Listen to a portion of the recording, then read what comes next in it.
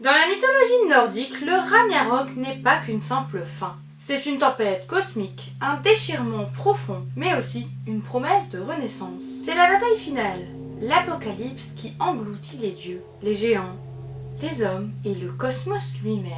Et ce, avant de laisser place à un monde nouveau. Ragnarok, ce terme, souvent traduit par destin des dieux ou encore crépuscule des dieux, évoque une prophétie implacable, celle où l'ordre ancien doit se briser pour qu'un nouvel équilibre puisse émerger. Le Ragnarok est donc la fin d'un cycle, mais aussi le commencement d'un autre. Un cycle éternel où destruction rime avec création, où chaos et ordre s'entrelacent comme deux faces d'une même pièce. Dans ce tumulte, plusieurs forces jouent un rôle déterminant. Des créatures mystiques aux symboles puissants, des événements cosmiques bouleversant les 9 mondes, et des dieux qui luttent jusqu'à leur dernier souffle. Comprendre le Ragnarok, c'est plonger au cœur d'une vision nordique du temps et de l'existence, où rien n'est figé et tout s'efface pour renaître. Le Ragnarok n'est pas qu'une simple bataille ou un simple événement isolé. C'est un cataclysme assez complexe. C'est tout simplement une chaîne d'actions et de réactions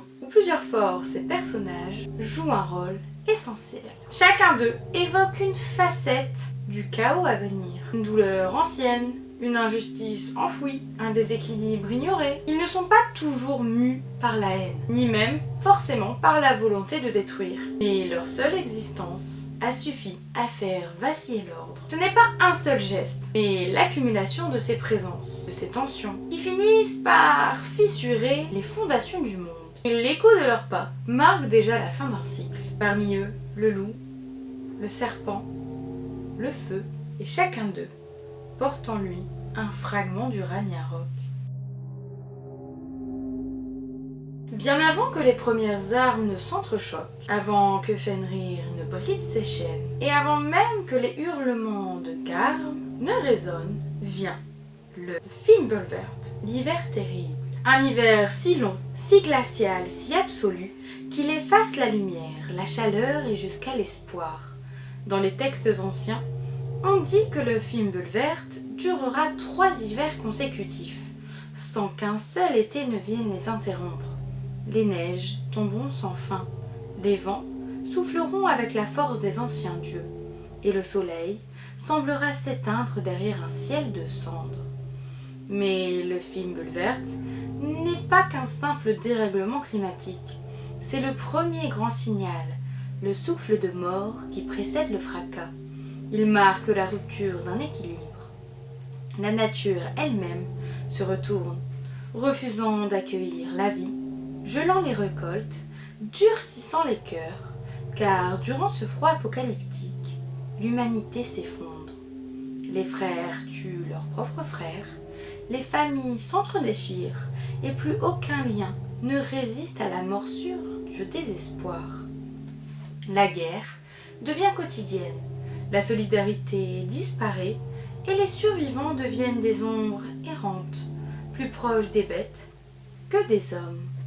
Symboliquement, le Fimbulvert incarne le silence avant la tempête, la désagrégation progressive du monde, la mort lente qui précède le chaos brutal. C'est l'oubli des dieux, la perte de foi, de repères, de chaleur humaine. Un monde glacé où même les plus grands héros finissent par s'éteindre, non pas au combat, mais plutôt de faim, de solitude ou de folie. Et quand le dernier flocon de ce triple hiver tombera sur une terre stérile, alors le sol commencera à trembler. C'est à ce moment-là que le Ragnarok commencera véritablement. Le froid ici aura fait son œuvre. Il aura vidé les cœurs, préparé les esprits et plongé le monde dans une torpeur propice à la destruction.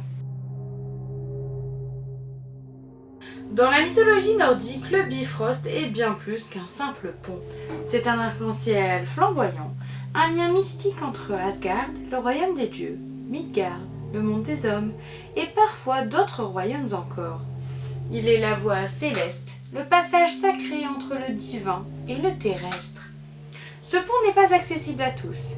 Il est gardé jour et nuit par un seul être, Heimdall, le dieu sentinelle, doté d'une vue perçante, Capable de distinguer l'herbe poussée d'une ouïe qui perçoit le bruit de la laine tombant sur l'herbe, Heimdall est l'un des dieux les plus vigilants. Il veille depuis son poste à l'entrée d'Asgard, prêt à sonner la Gjallarhorn, la corne de guerre, lorsque viendra le moment fatidique. Et ce moment arrive lors du Ragnarok. Car dans cette grande bataille finale, le Bifrost ne résiste pas. Lorsque les forces du chaos s'élèvent, géants, morts, monstres et Loki à leur tête, le pont est submergé par la horde infernale. Il se brise sous le poids des armées, incapable de supporter l'énergie brute du désordre qui monte. Le symbole ici est fort. Le Bifrost représente le lien entre l'ordre divin et le monde des vivants. Sa destruction marque la rupture définitive entre les plans, l'impossibilité de revenir en arrière, la fin du dialogue entre les dieux et les hommes. Le monde est livré à lui-même, le passage est ouvert, mais désormais il n'y a plus rien à sauver. Mais Heimdall ne fuit pas. Lui aussi fait partie de cette destinée. Il tiendra son rôle jusqu'au bout. Et lorsque Loki surgit à la tête des troupes de Hel, c'est Heimdall qui se dresse devant lui. Et dans une scène d'une intensité dramatique, puissante, les deux anciens frères d'Asgard s'affrontent. Et ils s'entretuent dans une mort réciproque qui symbolise l'éclatement du monde tel qu'il l'était. La trahison suprême, l'ordre qui se fait déchirer de l'intérieur. Heimdall, le gardien inflexible, meurt avec honneur. Loki, le dieu du désordre et de la ruse, meurt aussi, mais après avoir libéré ce qui était venu libérer. Le Bifrost est tombé, et Heimdall aussi. Le passage est désormais ouvert, et plus rien ni personne ne sépare le monde des vivants du monde des morts. Parmi les éléments les plus sombres et mystérieux du Ragnarok se trouve Naglfar, un navire, pas comme les autres, forgé à partir d'un matériau funeste et presque rituel, les ongles des morts. Naglfar est une aberration cosmique, une création contre nature. Selon les anciens récits, chaque ongle non coupé sur un cadavre contribuait lentement à sa construction. Derrière cette image glaçante se cache un symbole fort, celui de la négligence rituelle, du laisser-faire, du désordre humain. Car ce navire n'est pas le fruit d'un acte unique, mais celui d'une lente accumulation de fautes, d'oublis, de ruptures entre les vivants et le sacré. Naglfar représente cette idée que le mal ne surgit pas d'un seul coup, mais qu'il se construit silencieusement, dans l'ombre, nourri par l'indifférence. Quand le temps est venu, Naglfar se détache de ses amarres. Il glisse sur un océan déchaîné, non pas un océan d'eau, mais celui du chaos, de la fin imminente. À son bord, Loki, désormais libéré, guide les armées de la mort, des géants et des monstres. Dans d'autres versions, c'est le géant Hrym qui mène la barre. Mais l'issue reste la même. Le navire fend les vagues jusqu'à la plaine de Vigrid, lieu de la bataille finale. Naglfar, dans sa forme, est une inversion sacrée, une sorte d'arche du néant, là où une arche traditionnelle sauve les vivants. Naglfar transporte les forces de destruction. C'est le véhicule du point de non-retour, le messager que le Ragnarok est pleinement engagé. Son apparition marque la dernière étape. Le monde ancien n'a plus de refuge. La marche vers la fin est en cours et rien ne peut plus l'arrêter. Fenrir est bien plus qu'un simple loup dans la mythologie nordique. Il est l'incarnation même de la force brute et du chaos sauvage qui échappe à tout contrôle. Né de l'union du dieu Loki et de la géante Angbroda, Fenrir est l'aîné de cette terrible fratrie, dont la destinée est liée à la destruction du cosmos lors du Ragnarok. Dès sa naissance, les dieux Asgard perçurent en lui une menace insurmontable. Sa taille et sa force se grandissaient si vite qu'il dut recourir à la magie et à des chaînes incassables pour tenter de le contenir. Mais Fenrir brisa chaque chaîne qui l'entravait, jusqu'à ce que les dieux forgent Gleipnir, une chaîne faite d'éléments impossibles, le souffle d'un poisson, ou encore par exemple le bruit d'un chat, assez puissante pour le retenir. Symboliquement, Fenrir représente le chaos latent et incontrôlable que l'on cherche à refouler ou même à contenir. Il incarne la peur ancestrale de la destruction ultime qui sommeille en chaque chose, cette force primordiale qui menace d'engloutir l'ordre établi. C'est aussi une métaphore de la puissance sauvage et destructrice que l'on ne peut ignorer ni éviter. Lors du Ragnarok, Fenrir se libérera enfin de ses chaînes. Libéré, il se jette dans la bataille finale avec une fureur inouïe. Sa première victime est Odin, le roi des dieux, qu'il dévore dans un acte symbolique, la destruction du chef. C'est la fin du leadership divin et de l'ordre cosmique tel qu'il existait. Mais la destinée de Fenrir ne s'arrêta pas là. Après avoir tué Odin, il sera à son tour tué par Vidar, un dieu silencieux et puissant, symbole de vengeance et de justice. Cette confrontation finale entre Fenrir et Vidar illustre la lutte éternelle entre destruction et renouveau, entre chaos sauvage et ordre qui cherche à renaître. Fenrir, dans le Ragnarok, n'est donc pas seulement un destructeur aveugle, il est le déclencheur d'un cycle inévitable de mort et de renaissance. Sa libération marque la fin d'un monde, mais aussi la condition nécessaire à la naissance d'un autre. Fenrir est ainsi le gardien paradoxal du destin. Il est à la fois menace et passage obligé vers la transformation. Loki n'est pas un dieu comme les autres. Changeant, insaisissable, mi-dieu, mi-géant, il est celui qui se faufile entre les règles, les contourne et les réinvente. Compagnon d'Odin dans les premiers âges, il a aidé les dieux à 1000 reprises, avant même de précipiter leur chute. Il est le père des monstres, Fenrir, Jormungand, Hel. Il est aussi celui dont les ruses ont tantôt sauvé Asgard, tantôt humilié ses habitants. Mais ce qui fit de lui un paria, ce ne fut pas une simple farce ou une erreur, ce fut la mort de Baldr, dieu de la lumière. Par sa faute, par son silence complice, la lumière du monde disparut, et ce fut trop, et ce fut trop. Les dieux le traquèrent, le capturèrent et le lièrent à 3 rochers au plus profond du monde.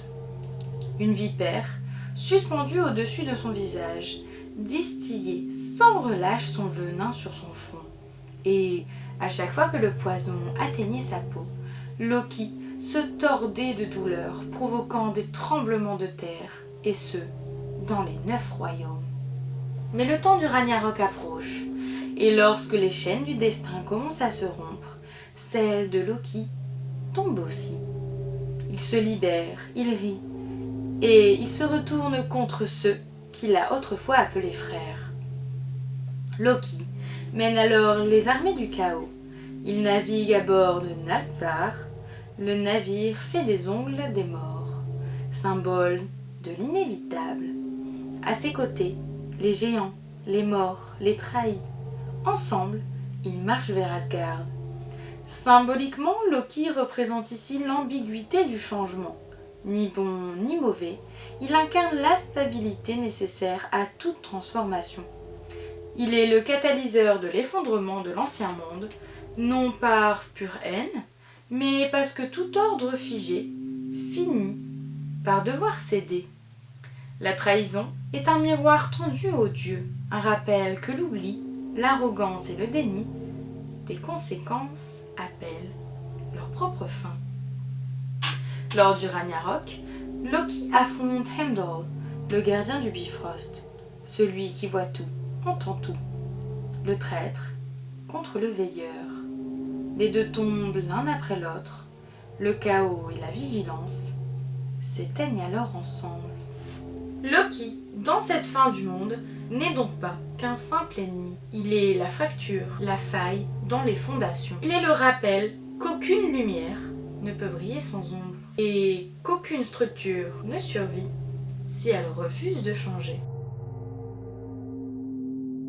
Dans les profondeurs sombres de l'océan, là où la lumière ne pénètre jamais, dort un monstre. Un serpent si vaste que son corps fait le tour du monde et qu'il se mord la queue. On l'appelle Jormungand, le serpent-monde, fils de Loki et frère de Fenrir et Hel. Il est plus qu'une simple bête mythologique. Il est le cercle du temps, le cycle de l'ordre et du chaos. Le lien fragile entre stabilité et effondrement. Tant qu'il se mord la queue, le monde tient debout et l'équilibre demeure. Mais au moment du Ragnarok, il lâchera prise. Ce geste, ce simple relâchement de sa mâchoire est le signal du commencement de la fin. Quand Jormungand libère sa queue, les eaux du monde s'élèvent, des rats de marée engloutissent les terres, l'air se remplit de son venin toxique et les fondations des 9 royaumes tremblent. C'est un déluge de mort, une marée de destruction, mais c'est aussi un passage, car ce monstre, longtemps rejeté dans les abysses par Odin lui-même, n'est pas venu pour fuir. Il remonte, prêt à accomplir son rôle. Et ce rôle, il ne le jouera contre nul autre que Thor, le dieu du tonnerre. Entre Thor et Jormungand, la rivalité est ancienne, presque cosmique. Ils se sont déjà affrontés à plusieurs reprises, dans des illusions, des défis, des combats interrompus. Mais le Ragnarok sera leur dernier duel. Lorsque Thor brandit Mjolnir et que le serpent crache son venin, c'est le choc entre deux forces primordiales, l'ordre céleste et le chaos terrestre. La loi des dieux contre la force de la nature brute. Et dans cette lutte, aucun ne survit. Thor terrasse le serpent d'un coup de marteau, mais il n'aura le temps de faire que 9 pas avant de s'écrouler, foudroyé par le poison du monstre. Le protecteur de l'humanité meurt avec sa proie. Jormungand symbolise la force cyclique de la destruction nécessaire. Il est ce que l'on repousse, ce que l'on enfuit au plus profond de soi, mais qui, un jour, doit refaire surface. Il est le moment où le cycle s'interrompt, où le cercle parfait se rompt, pour faire place à autre chose. Sa mort ne signe pas seulement la fin, elle ouvre la porte à une renaissance. Car sans effondrement, il ne peut avoir de renouveau, et dans le sillage de son venin, un nouveau monde attend. Hel, la souveraine des morts, ne brandit ni épée, ni poison, et pourtant, sa présence pèse lourdement sur les derniers jours du monde. Elle ne crie pas, ne frappe pas, ne rugit pas, mais elle attend. Car Hel n'est pas une combattante, elle est une gardienne, une force froide, implacable, liée à l'inévitable, la mort. Fille de Loki et d'Angbroda, sœur de Fenrir et de Jormungand, elle complète cette trinité du chaos par l'immobilité et le silence. Son royaume, Helheim, est réservé à ceux qui meurent de vieillesse, de maladie ou de causes non héroïques. Un lieu sombre, glacial, loin des honneurs du Valhalla, mais tout aussi réel. Lors du Ragnarok, elle ne monte pas sur les champs de bataille, mais son influence est subtile et redoutable, car lorsqu'arrive la fin des temps, les morts se lèvent, les âmes oubliées, rejetées ou même encore abandonnées à l'obscurité, quittent son royaume pour marcher aux côtés de Loki, leur père de ruse et de révolte, à bord du navire Naglfar, un bateau construit à partir des ongles des morts. Hel ne mène pas cette armée, mais elle ouvre les portes de son royaume et elle laisse passer les morts. Et surtout, elle relâche Garmr, le chien monstrueux, son gardien infernal, attaché aux cavernes de Knipaeli, hurle si fort que ses aboiements déchirent les 9 mondes. C'est l'un des signaux les plus terrifiants du Ragnarok, le hurlement de Garm, annonçant que les morts ne sont plus contenus, que la barrière entre la vie et la mort est brisée. Garm est souvent comparé ou assimilé à Fenrir. Dans certaines versions, il pourrait même être 2 facettes du même principe. Le prédateur ultime, celui qui dévore. Et dans la plupart des récits, il a sa propre place. Il est le gardien de l'entre-deux, celui qui tient l'équilibre entre le monde des vivants et celui des morts. Lors du Ragnarok, il est dit qu'il affrontera le dieu Tyr, le guerrier courageux et sacrifié. Ils se tueront mutuellement dans un combat brutal, symbole de l'ultime prix à payer pour contenir la mort. Hel ne combat pas, elle n'élève pas la voix, mais sa passivité est une sentence. Elle laisse faire. Elle laisse le monde mourir, car son rôle n'est pas de sauver, mais de récolter. Hel est l'écho du destin. Elle attend que tout s'effondre afin d'accueillir les restes. Au-delà des glaces de Niflheim, au-delà même des terres verdoyantes de Midgard, ou même des cieux d'Asgard, il existe un royaume de feu, Muspelheim, un lieu ancien brûlant, chaotique, que seuls les êtres de flamme peuvent habiter. Et parmi eux, un géant se dresse, plus ancien que beaucoup de dieux. Surtr, le porteur de l'épée enflammée. Son nom signifie littéralement le noir, ou même encore l'obscur. Et pourtant, il est l'incarnation même de la lumière dévorante, du feu primitif, celui qui consume sans rien épargner.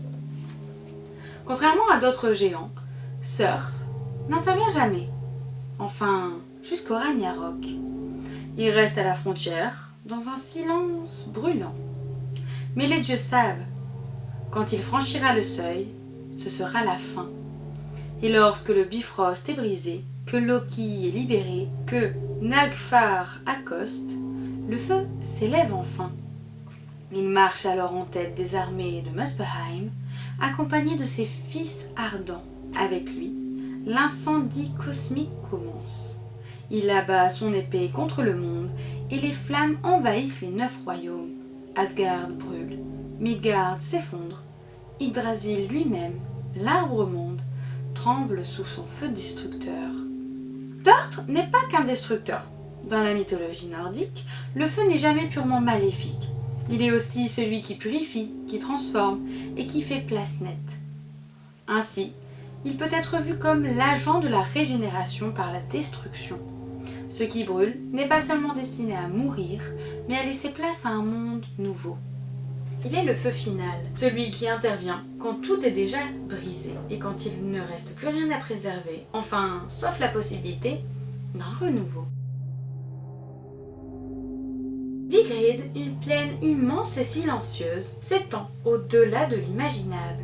C'est ici, dans ce néant prêt à s'emplir de hurlements et de feu, que la bataille finale a lieu. Tous les ennemis des dieux convergent ici. Fenrir, Jormungand, les géants, les morts, Surtr et les flammes. Face à eux, les dieux Asgard se tiennent prêts. Menés par Odin, Thor, Freyr, Tyr, Heimdall, chacun conscient de sa destinée. Les duels sont fatals. Odin est dévoré par Fenrir, mais vengé par son fils Vidar. Thor tue Jormungand, mais meurt empoisonné après avoir fait 9 pas. Heimdall et Loki s'entretuent dans un duel fratricide. Frey affronte Surtr, mais succombe faute d'armes divines. La plaine devient un champ de ruines cosmiques, le ciel s'effondre, la terre tremble, les étoiles tombent et les 9 mondes brûlent. Mais cette scène de mort n'est pas purement stratégique. Vigrid est le creuset de la transformation, la mort nécessaire à la renaissance. C'est le champ où l'ancien monde meurt pour qu'un nouveau puisse immerger. Alors que les flammes de Surtre dévorent l'univers, Yggdrasil, l'arbre-monde, tremble dans toutes ses racines. Il ploie sous le poids des événements, mais il ne tombe pas. Malgré l'effondrement des mondes, l'espoir subsiste. Deux êtres humains, Lif et Liftrasir, survivent cachés dans les branches de l'arbre, nourris de sa rosée, et de leur union naîtra une nouvelle humanité. Certains dieux reviendront. Bard, injustement tué avant le Ragnarok, revient des enfers. Vidar et Vali, fils d'Odin, Magni et Maudit, fils de Thor, reconstruiront Asgard. Le soleil, bien qu'englouti, a laissé derrière lui une fille qui brillera à son tour. Le Ragnarok, dans sa brutalité, marque donc la fin d'un monde, mais pas la fin du monde. C'est une régénération, une purification. Une promesse silencieuse que même dans la destruction, il existe une forme de renaissance. Lorsque la poussière retombe et que le dernier cri s'éteint sur la plaine de Vigrid, ce n'est pas la fin absolue. Le cycle recommence car le Ragnarok n'est pas une extinction définitive, mais une métamorphose. Un monde neuf surgira des cendres du précédent, plus pur, plus équilibré. Quelques dieux survivants réapparaissent tels que Vidar, Vali, les fils d'Odin, ainsi que les fils de Thor, Magni et Maudit, porteurs de l'héritage divin et de l'espoir. Ensemble, ils reconstruiront Asgard et Midgard, ensemenceront la terre d'une nouvelle vie et accueilleront des rares humains qui auront survécu à la destruction. Un arbre Yggdrasil renouvelé s'élèvera, vibrant à nouveau du souffle vital des 9 mondes. Ainsi, le Ragnarok enseigne une vérité fondamentale dans la mythologie nordique. La destruction n'est jamais une fin en soi, mais une étape indispensable au renouvellement. Chaos et ordre sont intrinsèquement liés, s'appellent et se repoussent dans une danse éternelle.